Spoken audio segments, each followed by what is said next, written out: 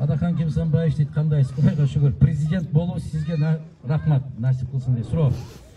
Сиздер бийликке келсеңиздер, кылмышкер, коррупционер, педофилдерге өлүм жазасын киргизесиздер.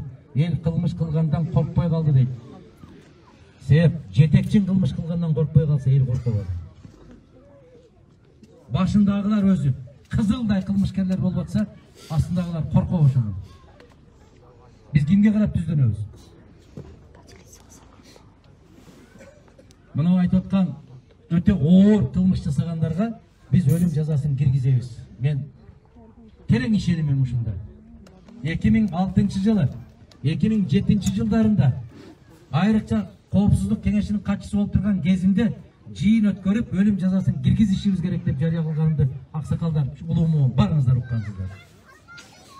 Киргизишибиз керек. Сөзсүз түрдө киргизишибиз керек. Мен сиздерге айтайын.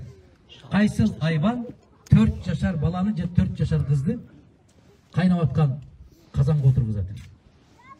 Ким айбанда бул ишке барбайт? Мына кече Локат районундагы шумдукту караңыздар. Көрдүңүздөрбү?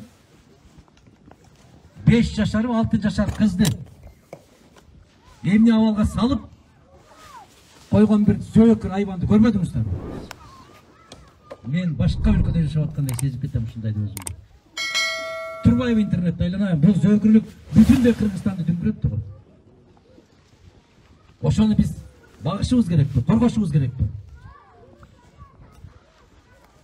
Өлүм жазасы алар үчүн эң жеңил жаза болуп калат.